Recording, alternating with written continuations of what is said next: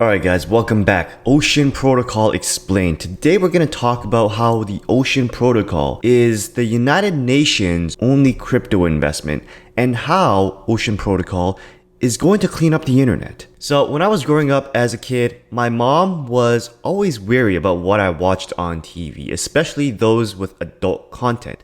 My dad did not give a shit. I think the first time that I watched something with adult content when I was probably like 7, he was watching it with me. He actually introduced me to the thing, but my mom was not there. She did not know at all. And I think she was really trying to hide that content away from me. But as we know now, with the internet so wide and vast with its feelers everywhere, kids can get into a lot of content that you might not want them to get into as a parent. So Ocean Protocol is likely going to solve that. And we're going to talk about the problem and the solution that Ocean really provides. And they might really go and clean up the internet.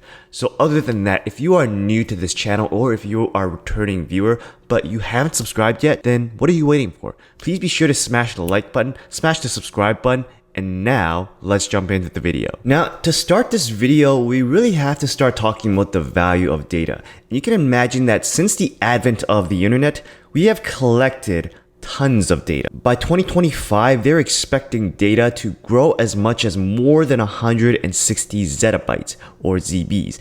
And no, I don't even know how much a zettabyte is. So that's probably something we have to Wikipedia, but that is not the main topic of today's video. The problem we want to get into is that although we have all this data, less than 1% of that is actually analyzed, is actually used. So basically what we have is we just have a bunch of data that just sits there and collects dust. And we know that that data is big money. It is data that certainly made Facebook and Google rich beyond belief. So next we have to talk about AI, or artificial intelligence. Now if you think that artificial intelligence is coming, you're wrong, because artificial intelligence, it's already here. It's already here playing Queen's Gambit and defeating grand chess masters in chess. But here's the thing about AI, artificial intelligence. The problem is that it's hungry for data. It needs data in order to build models. Without data, there are no models. And right now the barrier of development for AI is not particularly the algorithm. The algorithm is fine, but the problem is that they starve for data. They're hungry for data.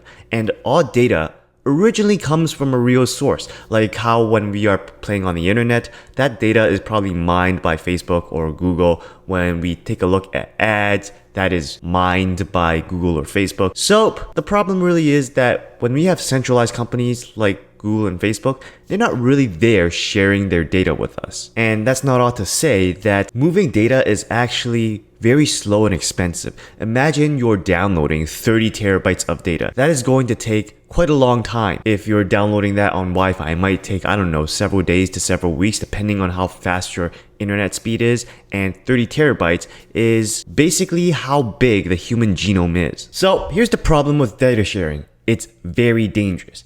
If you ever thought of filming, like a porno and sharing it on the internet, then you better think twice, because once you release it on the internet, you can never get it back. So if you're thinking about it, think twice. And the same goes for OnlyFans, which is very popular amongst the younger generation nowadays. And the reason why enterprises are so hesitant with sharing their data is because they have no control over it. They have no control over the privacy, the security, the traceability, and all that kind of jazz. And that is exactly what Ocean is trying to solve. So the Ocean Protocol, what it does is enables the sharing of data, and it solves the problem that we just discussed. So let's say you are a wild teenage student or a wild college student and you made a video that you regretted.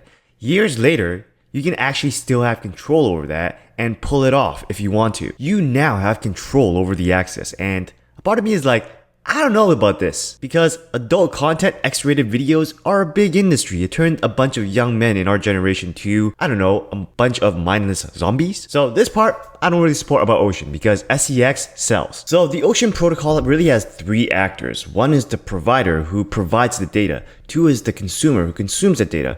And 3, of course, is the marketplace, which facilitates the transactions between the producer, provider, and the consumer. And it is this ocean market that allows people to easily sell and buy data, whether you are an individual, a company, or basically a city. So really, it's a decentralized data exchange platform that also provides visibility, transparency, and flexibility in the use of data. Now, this network is decentralized and distributed between the foundation, the Ocean Foundation, the network keepers, developers, data providers, and consumers. So the great thing about this is that no one single entity owns it, like what Facebook and Google does for their data. With that said, let's talk about use cases. So this use case is what I came up with when I was thinking about how Ocean worked. It wasn't really part of the white paper, but if you really think about KYC, it requires data, and we can really leverage Ocean protocol and the data that it houses in order to provide that data. Because right now, if you get onto a new platform, let's say Coinbase or Binance or something, then what you first have to do is verify yourself, right? You have to upload your driver's license or your passport to show them that you are who you say you are. And it's an annoyance if you have to do this for every single platform you want to get onto. Imagine how much easier it would be if we have our data somewhere like, I don't know, in Ocean, and the platforms can just use the Ocean Marketplace in order to access it. In that case, they are the consumers and we are the providers, and we can sell that data. So I imagine that we could probably earn some money just by doing KYC, which right now we earn nothing from doing KYC. And having that would actually help onboard millions of people who don't know how to do KYC. Imagine teaching your grandma how to do KYC in order to get her on Coinbase or Binance. That's gonna be really hard if she's like 70 years old and she's not good with technology, right? She doesn't have time to learn how to upload her passport to use Coinbase because she doesn't have that much time left. Hey guys, I just want to take a quick break and mention that if you're getting any sort of value whatsoever from this video so far, then can you please help me by smashing that like and subscribe button, because it really helps push this video out more with you and me gaming that YouTube algorithm to help get this video out to people who needs it. It's completely free. You don't have to do it if you don't want to, because I really only want you to do it if you really are getting some value out of this.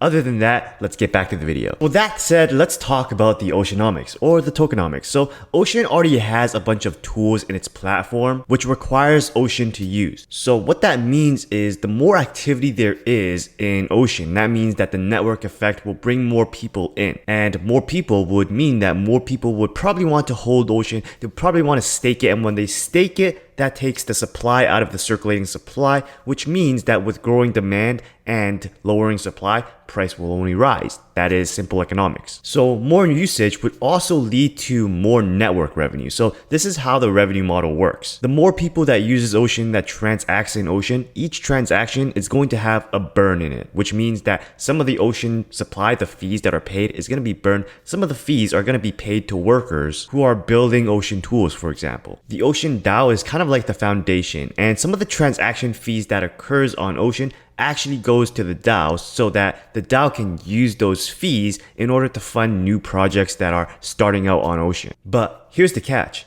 If there are no worthy projects to fund, then what the foundation does, what the Ocean DAO does, is that they actually take all the fees that they acquired from these transactions and they burn them, which further increases the value of Ocean because, again, with lowering supply and increasing demand, the only place that price can go is up. And when the price goes up, that will incentivize more people to come and work for Ocean. So that idea, that plan, is really ingenious. And some of the ways that people can work for Ocean is by, let's say, building marketplaces, acting as liquidity providers, staking, and even something as simple as making referrals to other people to get into Ocean. And lastly, like I said, 5% of that network revenue is actually burned, and that will create a deflationary effect on the token. So here's how Ocean is really working with the UN, because IXO is a blockchain for impact. So what they do is they track and verify direct impact of sustainable development projects that are linked to the UN Sustainable Development Goals, or UN SDGs. So what they do is they provide a global information network that is owned by everyone,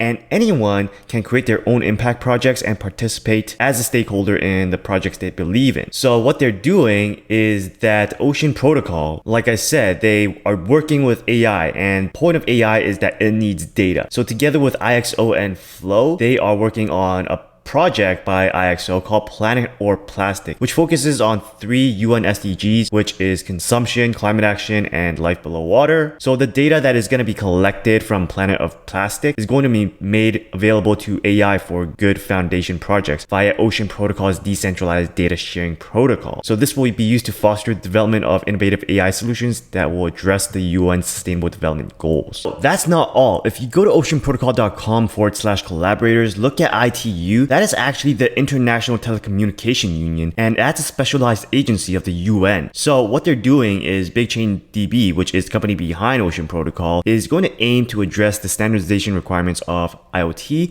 which is Internet of Things, focusing on internet applications to smart cities and communities. So Ocean Protocol is one of those projects that was recommended to me by my mentors at IM Academy. If you want to learn more about IM Academy, then check it out in the description or the pinned comment below, or email me with the calendar link below and we can talk more about it. But anyways, they recommended that to me. They recommended me to research into it, not to buy it, which I'm going to give the same advice to you.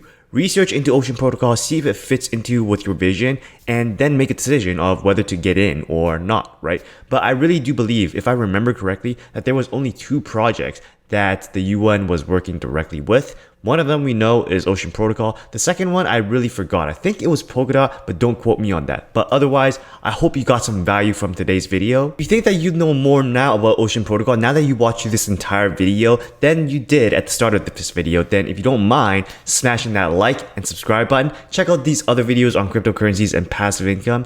And remember guys, stay humble, stay patient, stay focused, and stay disciplined. See you next time.